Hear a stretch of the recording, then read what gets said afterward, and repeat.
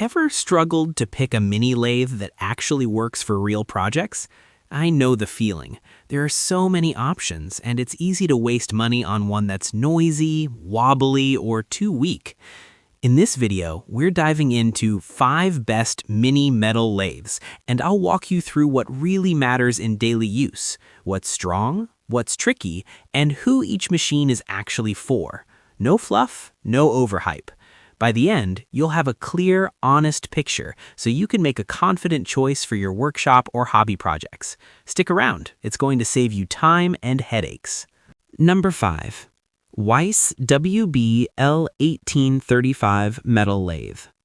So imagine you're in your garage trying to make a small metal part, maybe a spacer, a threaded rod, or something for a model engine. That's the kind of work this WEISS Benchtop lathe fits into really well. It's actually pretty nice for small projects. You can adjust the speed easily and it runs smoother than most small lathes I've tried, so working on aluminum or brass parts feels controlled instead of noisy and jerky. One thing I liked is how quiet and smooth it feels during cuts. But honestly, the size can be limiting. If your part gets even a little big, you'll feel that restriction quickly. If you're a hobby machinist or model builder, this makes sense, but for bigger parts or production work, you'll probably outgrow it fast. Number 4. Metal Lathe Machine WEISS1835A.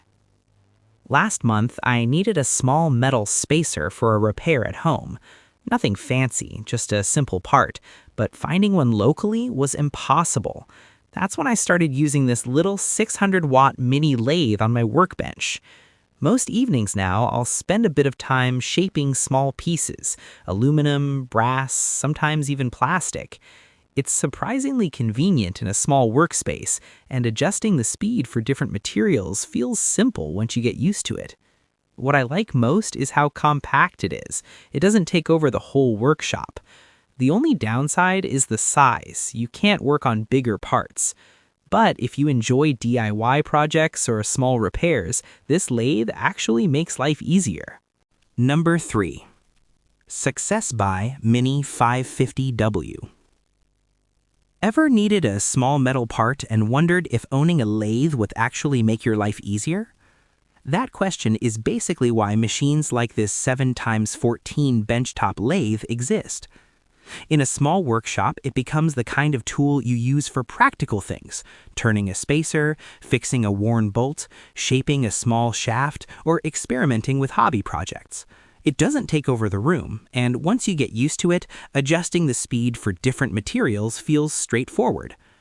One thing I appreciate is the solid cast iron body. It feels stable while cutting. The downside is power. It handles light metals well, but heavy cuts in steel require patience. Great for hobbyists and DIY makers. Probably not ideal for serious production work. Number 2. SIHAO 750 watt.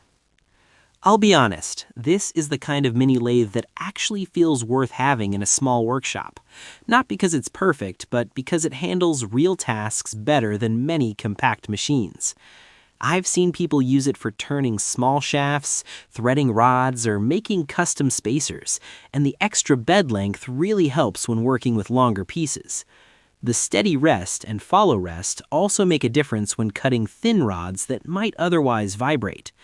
What I like most is the stability. It feels solid when the cut starts. That said, it's still a benchtop lathe. If you try pushing it hard on thick steel, you'll notice its limits. Great for hobby machinists and small repair work, but not meant for heavy industrial jobs. Number 1. JYP300VF Multi-Function 1500 watt.